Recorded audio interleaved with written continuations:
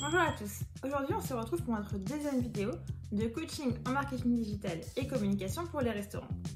Alors beaucoup d'entre vous ont choisi de fermer complètement, c'est-à-dire de ne proposer ni service de commande à emporter, ni livraison. Et vous nous avez aussi demandé que faire en termes de communication lorsqu'on a décidé d'arrêter complètement l'activité. Alors il y a deux choses. D'abord en termes de référencement, on vous recommande d'aller sur Google My Business pour mettre à jour vos horaires. Comment est-ce qu'on fait? On clique sur Informations sur le bandeau de gauche. Et puis ensuite, on modifie ce qu'on appelle les horaires exceptionnels. Il faut ajouter des horaires exceptionnels. Et sur ces horaires-là, vous pouvez indiquer les 10 prochains jours à minima, pendant lesquels l'établissement sera complètement fermé. Puis enregistrer. On vous recommande vraiment de changer les horaires spéciaux plutôt que de modifier en dur les horaires de l'établissement, parce que ça pourrait pénaliser votre référencement et laisser entendre à Google que vous êtes définitivement fermé.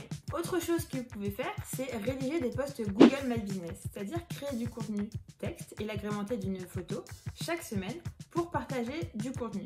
On vous recommande d'insérer des mots-clés sur cette description. On verra dans un prochain épisode comment choisir les mots-clés les plus pertinents pour votre activité. Deuxième champ d'action de marketing digital où vous avez du travail, ce sont les réseaux sociaux. Alors tout d'abord, on vous recommande d'indiquer que vous êtes fermé sur vos réseaux sociaux. Alors comment est-ce qu'on fait? On publie un post, une publication, à minima sur Instagram et sur Facebook, pour indiquer à vos clients et à vos abonnés que vous êtes fermé pendant ce moment de confinement.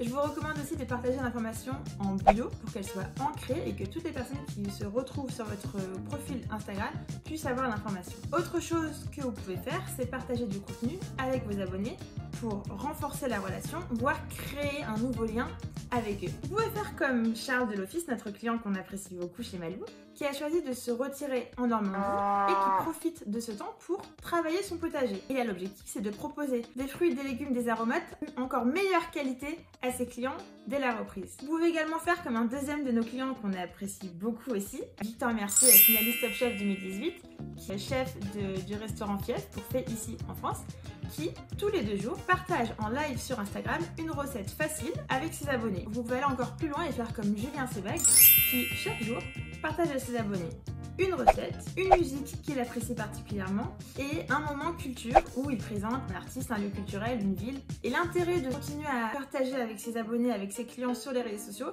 c'est de maintenir le lien. Et enfin, ce que vous pouvez faire sur les réseaux sociaux, c'est poser des questions à vos abonnés pour prendre de leurs nouvelles et pour savoir qu'est-ce qu'ils aiment et qu'est-ce qu'ils attendraient à la reprise dans votre restaurant. Si vous faites tout ça, déjà ça va vous permettre de maintenir le lien que vous avez pu construire avec vos clients et vos abonnés sur les réseaux sociaux.